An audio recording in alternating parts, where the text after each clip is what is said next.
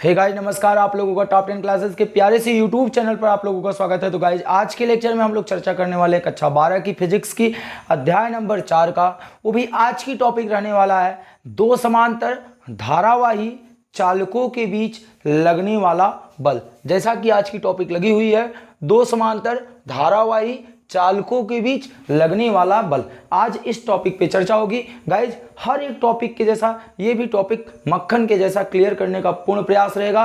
और गाइज जो चैनल पर नए होंगे वो चैनल को सब्सक्राइब करेंगे और दोस्तों के साथ आज की वीडियो जबरदस्त शेयर करेंगे। चलिए लेक्चर को स्टार्ट करते हैं बिना आपके टाइम को लेते हुए। तो लेक्चर का मेन मुद्दा समझते हैं कि दो समांतर धारावाही चालकों के बीच आखिर बल क्यों लगता है। पहला प्रश्न मैंने लेक्चर स्टार्ट करने से पहले पहला प्रश्न गाइस पूछ के रखा है कि दो समांतर धारावाही चालकों के बीच बल क्यों लगता है। तो इस प्रश्न का जवाब अभी आपको मिल जाएगा, हम आपको खुद बता देंगे। सबसे पहले हम देखते हैं कि दो समांतर धारावाही चालक लेते हैं और उसमें क्या करते हैं, धारा प्रवाहित करते हैं। धारावाही चालक का मतलब है कि उसमें धारा प्रवाहित होनी चाहिए। उसमें धारा प्रवाहित करेंगे और धारा प्रवाहित करने के बाद देखेंगे कि बल कैसा लगता है और उस लगने वाले बल के लिए एक प्यारा सा व्यंजक ज्ञात करेंगे एकदम सरल तरीके से। तो ध्यान से आइए देखते हैं।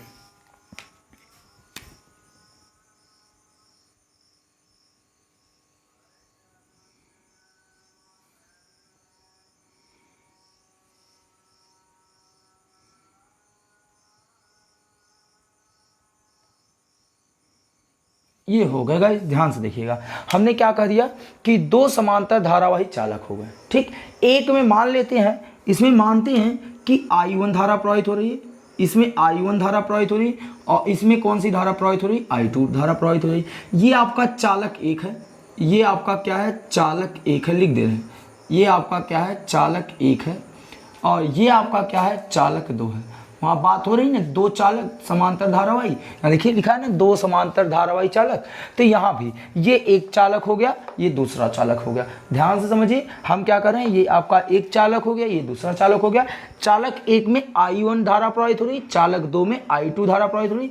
जिनके बीच की दूरी कितनी है, d है। जिनके बीच की दूरी कितना है, d है। ध्यान से समझिएगा, जिनके बीच की दूरी कितनी है, स्मॉल d है। इतनी बातें समझ में। अब ध्यान से समझिएगा, हमको एक चीज पता है, एक टॉपिक, एक बात पता है। इससे पिछले वाले लेक्चर में हमने आपको बता के रखा है कि जब कोई चालक किसी चुंबकीय क्षेत्र में रखा जाता है, जब कोई तार किसी चुंबकीय क्षेत्र में रखा जाता है तो चुंबकीय क्षेत्र के कारण उस चालक उस तार पर बल लगता है। वो लगने वाला बल किसके बराबर होता है, F बराबर IBL साइन थीटा, जिसे लॉरेंज बल भी कहते हैं। ध्यान से समझिएगा, हमने क्या कहा कि जब किसी चालक को किसी चुंबकीय क्षेत्र में रखते हैं तो रखने के बाद उस पर बल लगता है। वो लगने वाला बल लॉरेंज बल कहलाता है, जिसे हम कहते हैं F बराबर IBL साइन थीटा। गाइस वो ध्यान से समझिएगा, उस बात को याद रखिएगा। और दूसरी बात, हमने इस चैप्टर में पढ़ते आ रहे हैं कि जब किसी तार में धारा प्रवाहित की जाती है तो तार के चारों तरफ क्या उत्पन्न हो जाता है, चुंबकीय क्षेत्र उत्पन्न हो जाता है, मैग्नेटिक फील्ड उत्पन्न हो जाता है। जब किसी तार में करंट प्रवाहित करते हैं तो तार के चारों तरफ एक चुंबकीय क्षेत्र उत्पन्न हो जाता है। इतनी बातें समझ में रखिएगा और इतनी बातें दिमाग में रखिएगा। ये दो बातें इस डेरिवेशन में काम देने वाली हैं, तो ध्यान से समझिएगा। अब देखिए, हमने क्या कहा, इस तार में धारा प्रवाहित हो रही है। तो सबसे पहला स्टेप मैंने अभी बताया कि जब तार में धारा प्रवाहित होगा तो चुंबकीय क्षेत्र उत्पन्न होगा। तो मान लेते हैं इस तार के कारण कुछ दूरी पर उत्पन्न चुंबकीय क्षेत्र यहाँ पर है। इस तार के कारण जो चुंबकीय क्षेत्र उत्पन्न हो रहा है वो यहाँ पर है, इस बिंदु पर मान लेते हैं इस तार के कारण उत्पन्न चुंबकीय क्षेत्र B1 था। और इस तार के कारण चालक दो के कारण जो उत्पन्न चुंबकीय क्षेत्र है वो चुंबकीय क्षेत्र मान लेते हैं इस बिंदु पर कितना है, B2 है। ध्यान से समझिएगा, हमने क्या कहा, इस चालक एक के कारण चुंबकीय क्षेत्र B1 है, चालक दो के कारण उत्पन्न चुंबकीय क्षेत्र कितना है, B2 है। ध्यान से समझिए, इतनी बातें क्लियर हुई। इतनी बातें क्लियर हुई। अब आगे ध्यान से समझिए। हमने अभी लेक्चर स्टार्ट किया था तो प्रश्न पूछा था, क्या पूछा था कि दो समांतर धारावाही चालक के बीच आखिर बल क्यों लगता है। इस प्रश्न का जवाब गौर से सुनिए, हम बता रहे हैं। हमने क्या कहा कि जब कोई चालक में धारा प्रवाहित किए तो चालक चारों तरफ क्या उत्पन्न कर दी, चुंबकीय क्षेत्र उत्पन्न कर दी। इस चालक का चुंबकीय क्षेत्र B1 यहां पर है, इस चालक का चुंबकीय क्षेत्र B2 यहां है। अब ये जो तार है, चालक जो एक है वो चालक 2 के चुंबकीय क्षेत्र में रखा गया है, चालक 2 के चुंबकीय क्षेत्र में चालक 1 रखा गया है, और चालक 1 के चुंबकीय क्षेत्र में चालक 2 रखा गया है। एक बात पुनः ध्यान से समझिए, चालक 1 के चुंबकीय क्षेत्र में चालक 2 रखा गया है और चालक 2 के चुंबकीय क्षेत्र में चालक 1 रखा गया है। इसलिए दो समांतर धारावाही चालकों के बीच बल लगता है। इतनी बातें समझ में आई, इतनी बातें समझ में आई। अगर गाइज बातें समझ में आती है तो वीडियो को लाइक जरूर कीजिएगा, दोस्तों के साथ एक बार वीडियो को जबरदस्त शेयर कीजिएगा।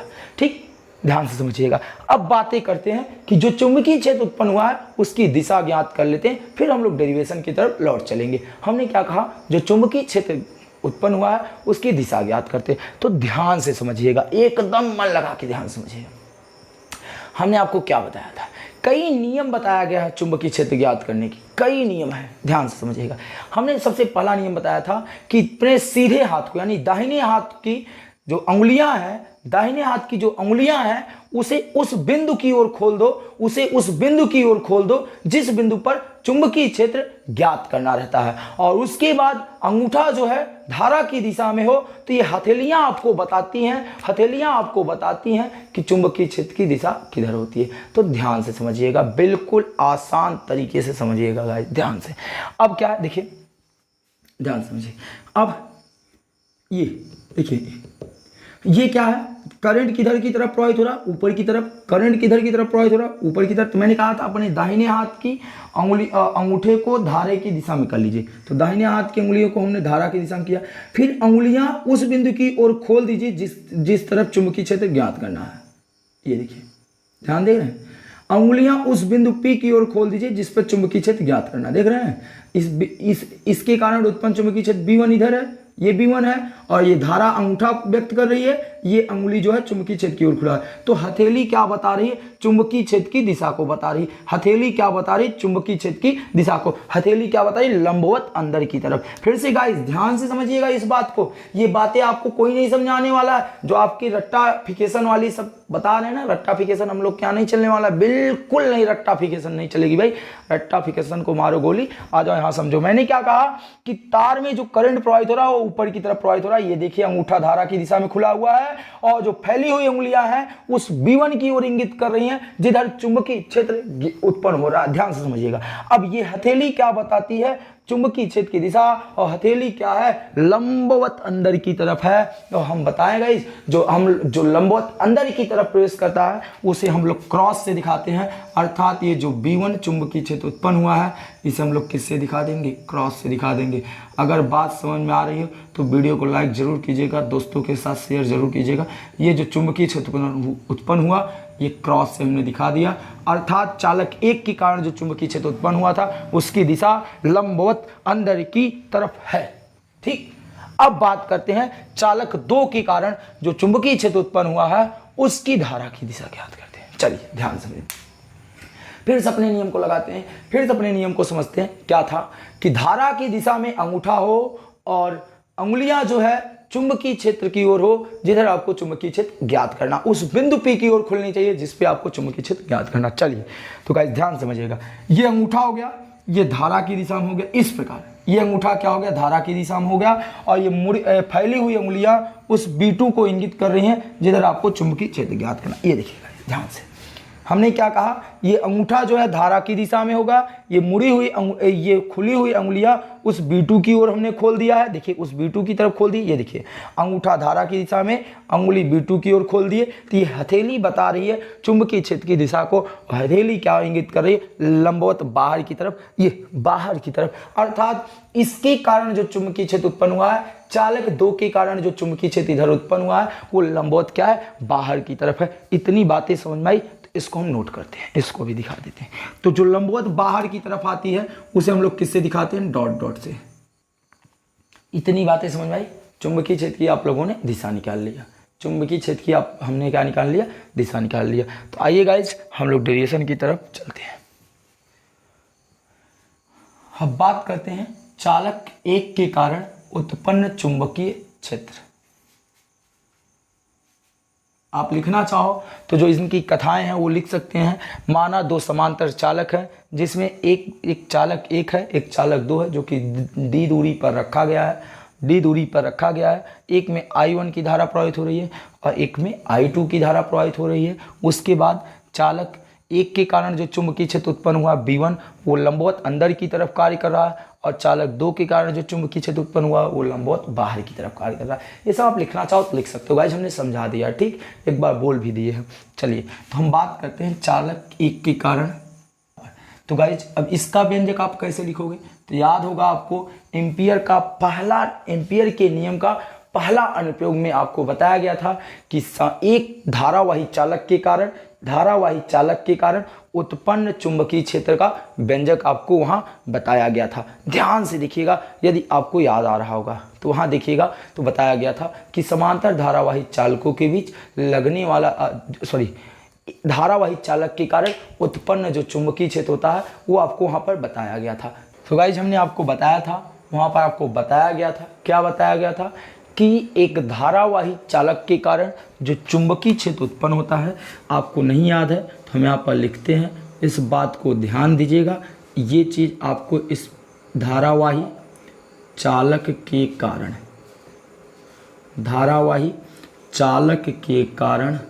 उत्पन्न चुंबकीय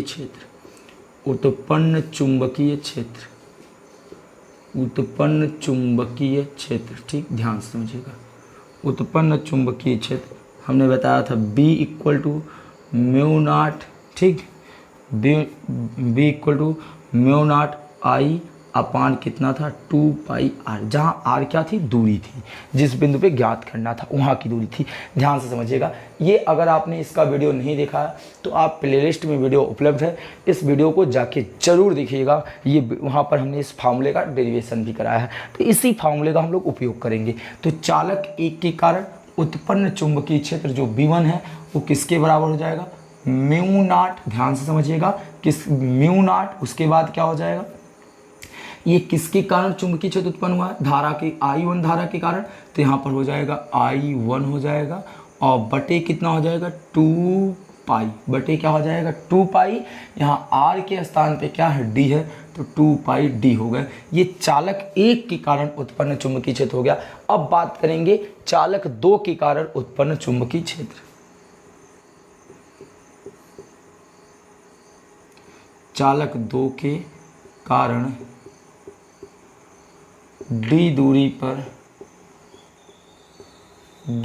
पर उत्पन्न चुंबकीय क्षेत्र,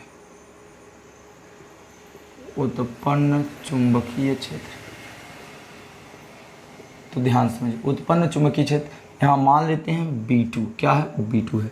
देखिए इसके कारण जो चुंबकीय क्षेत्र उत्पन्न हुआ वो B2 है।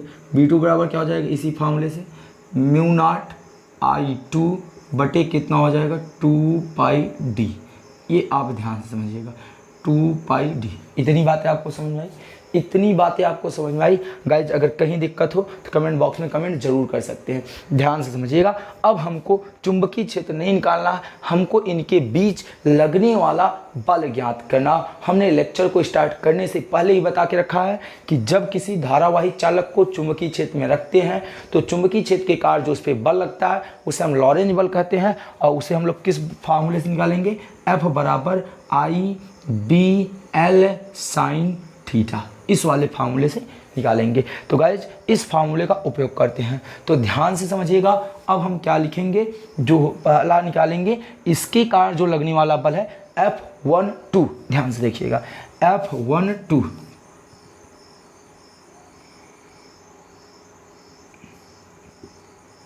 जरा सा आइए बल की दिशा ज्ञात करते हैं।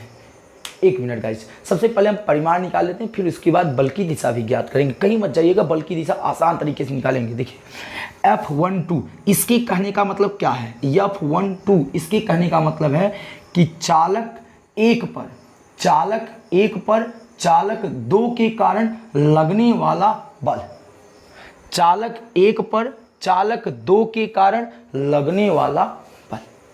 गाइज एक मिनट के लिए अच्छे से देखिए F12 क्या है, F12 क्या है, यहां ध्यान से समझिएगा F12 क्या है।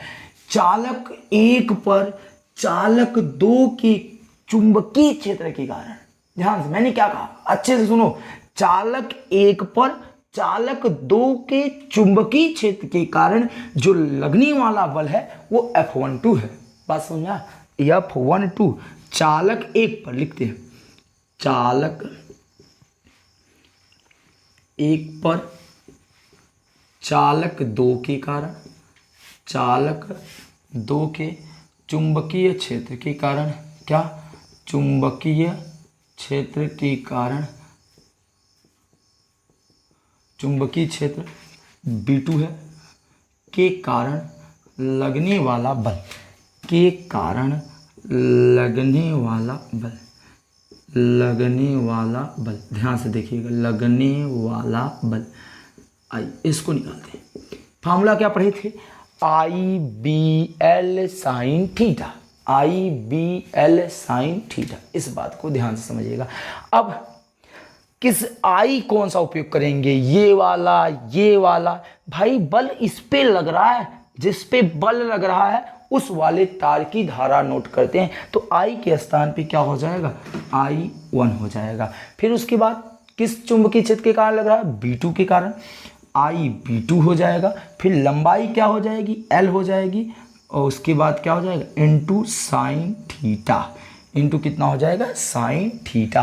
गाइस अब बात करते हैं, ये तो पूरे चालक के कारण लगने वाला बल है ना, हमको मान लीजिए एकांक चालक में या चालक की एकांक लंबाई में लगने वाला बल निकालना हुआ तो क्या करेंगे, चालक के एकांक लंबाई की बात करेंगे। उससे पहले गाइस ध्यान से समझिएगा, चुंबकीय क्षेत्र B और L के बीच का जो कोण है वो थीटा कितना है, 90 अंश है। देखिए अब देखिएगा, जो ये आपकी चालक है उसकी लंबाई इसकी दिशा में है, और जो चुंबकीय क्षेत्र उत्पन्न हुआ है वो लंबवत किधर की तरफ है, अंदर की तरफ है, या लंबवत बाहर की तरफ है। तो दिशा क्या, जो थीटा होगा वो कितना हो जाएगा 90 अंश।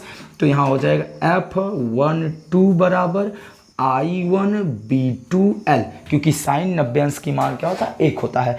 अब L को हम लोग इस पक्ष में ला दे रहे हैं, तो L से जब भाग दे देंगे तो एकांक लंबाई में लगने वाला बल आ जाएगा। तो L को इधर आते हैं, तो F12 बटे कितना हो जाएगा, L बराबर I1 इंटू कितना हो जाएगा, B आ जाएगा। B का मान यहाँ से रख देते हैं, B नहीं है B2 है, तो B2 का मान रखते हैं। तो B2 का मान कितना है, B2 का मान रख देते हैं, तो F12 बटे L बराबर कितना आ जाएगा, I1 तो आपका है ही है, ये है कितना I1, फिर म्यू नॉट I2 बटे कितना है 2 पाई B। तो ये आपका क्या मिल जाता है, व्यंजक प्राप्त हो जाता है। किसके कारण, ध्यान से समझिएगा, चालक एक पर चालक दो के कारण जो लगने वाला बल का व्यंजक है, एकांक लंबाई में लगने वाले जो बल का व्यंजक है वो ये आपको प्राप्त होता है। ये एकांक लंबाई का मतलब समझे, इस पूरे चालक के एक लंबाई पर इसके चुंबकीय क्षेत्र के कारण जो लगने वाला बल है वो बल का व्यंजक ये है, I1 I2 अपान 2 पाई डी म्यू नॉट होता है। ठीक, अब हम बात करते हैं चालक एक के कारण चालक दो पर लगने वाला बल। ठीक, वो बात करते हैं। तो आइए हम आगे बढ़ते हैं, आगे डेरिवेशन करते हैं। अब इस फार्मूले को हम लोग क्या कर रहे हैं, मूव कर रहे हैं। अगर आपको नोट करना है, स्क्रीनशॉट लेना है, इसका स्क्रीनशॉट ले सकते हैं। तो ध्यान से समझिएगा, हमने क्या कहा, इधर देखिएगा, किसके कारण अब बात करेंगे, F21 अर्थात चालक दो पर चालक एक के कारण। ध्यान से समझिए, चालक दो पर चालक एक के कारण, चालक एक के चुंबकीय क्षेत्र के कारण, चुंबकीय क्षेत्र के कारण, चुंबकीय क्षेत्र के कारण लगने वाला बल, लगने वाला बल, लगने वाला बल क्या हो जाएगा B2, सॉरी लगने वाला बल क्या हो जाएगा F21। इसका मतलब दूसरे चालक पे बल लग रहा है पहले के कारण, दूसरे चालक पर पहले के कारण लगने वाले बल का व्यंजक क्या हो जाएगा। चलिए इस वाले फार्मूले से I1 है तो यहाँ पर क्या हो जाएगा I2 हो जाएगा, B1 हो जाएगा L साइन थीटा, और यहाँ थीटा कितना है 90 अंश, यहाँ थीटा कितना है 90 अंश। यदि हम यहाँ थीटा 90 रख देंगे तो साइन 90 की कहानी समाप्त हो जाएगी। तो आपके पास क्या बचेगा F21 बराबर I2B1 इंटू कितना हो जाएगा L हो जाएगा। अब L इधर पक्ष में ला दें तो एकांक लंबाई में लगने वाला बल मिल जाएगा। क्या मिल जाएगा F21 बटे L बराबर I2B1। अब यहाँ B1 का मान रख देते हैं, तो B1 का मान कितना है यहाँ देखिएगा, B1 का मान आपको यहाँ मिला है तो रखते हैं। क्या हो जाएगा F21 बटे L बराबर कितना आएगा म्यू नॉट, कितना है म्यू नॉट, सॉरी पहले I2 आपका है तो I2 रख लेते हैं I2, फिर B1 का मान कितना है म्यू नॉट I1 बटे कितना हो जाएगा 2 पाई D। तो इस प्रकार आपका वो भी व्यंजक प्राप्त हो जाता है जो चालक 2 पर चालक 1 के चुंबकीय क्षेत्र के कारण लगता है। इस प्रकार गाइस आपका जो डेरिवेशन है वो समाप्त हो जाता है। उम्मीद करते होंगे कि आपको इस डेरिवेशन के फार्मूले में कहीं भी कोई भी प्रॉब्लम नहीं आई होगी। एक बात मैंने अभी बताया था कि गाइस जब हम लोग परिमाण निकाल लेंगे तो जो लगने वाला बल है उसकी दिशा ज्ञात करेंगे। तो आइए बल की दिशा समझते हैं कि बल की दिशा किधर है। हमने आपको क्या बताया था, कई सारे नियम आपको बताए गए गाइस, कई सारे नियम बताए गए हैं बल की दिशा ज्ञात करने के लिए, तो ध्यान से समझिएगा। अब क्या होता है कि हमने आपको बताया है, हमने आपको क्या बताया है कि बल की जो दिशा होती है, जो बल की दिशा होती है उसको ज्ञात करने के लिए कौन से नियम है। तो सबसे पहले आपको क्या करना है, देखिएगा चालक एक के कारण जो दिशा, जो लगने वाले बल की दिशा है, चालक एक के कारण लगने वाले जो बल की दिशा है वो इधर की तरफ होगा, अर्थात F12 की दिशा इधर की तरफ होगा। और चालक 2 के कारण जो लगने वाले बल की दिशा है वो लगने वाले बल की दिशा किधर होगी F21 की इधर होगा। ध्यान समझिएगा, हमने क्या कहा F12 की दिशा इधर है, F21 की दिशा इधर है। चालक 1 के कारण जो लगने वाले बल की दिशा इधर है, चालक 2 के कारण लगने वाले बल की दिशा इधर है। तो आप देख रहे हैं कि जो F12 और F21 है वो दोनों इक्वल हैं, दोनों क्या है इक्वल है, दोनों के परिमाण इक्वल हैं, बल्कि दिशाएं क्या है विपरीत है। यहाँ हम यह भी कह सकते हैं कि जो दो समांतर धारावाही चालकों के बीच बल कार्य करता है वो जो बल होता है वो किसके ऊपर डिपेंड करता है भाई, वो किसके ऊपर डिपेंड करता है, वो न्यूटन की गति के तृतीय नियम को फॉलो करते हैं। न्यूटन की गति के तृतीय नियम को क्या करते हैं, ये फॉलो करते हैं। तो यहाँ से आप इसको भी बता सकते हैं। कुछ रोचक बातें होती हैं, वो रोचक बातें शेयर कर लेते हैं आपसे, ध्यान से समझिएगा। यदि मैंने आपसे कह दूं, यदि आपसे यहाँ कह दूं, एक बात ध्यान से देखिए, ये लगने वाला बल इधर है, ये लगने वाला बल इधर है। यदि दोनों चालक तारों में धारा एक ही दिशा में फ्लो हो रहा है, यदि दोनों चालक तारों में बहने वाली धारा एक ही दिशा में फ्लो हो तो लगने वाला जो बल होता है वो आकर्षण बल होता है, अर्थात ये दोनों तार एक दूसरे को कुछ समय बाद आकर्षित कर लेंगे, अर्थात आकर्षित कर लेंगे। तो ध्यान से समझिएगा, हमने आपको क्या बताया कि जब दो चालक तारों में बहने वाली धारा एक ही दिशा में बहती है तो लगने वाला बल आकर्षण बल होता है, जिसके कारण ये एक दूसरे को क्या करती हैं, आकर्षित करती हैं।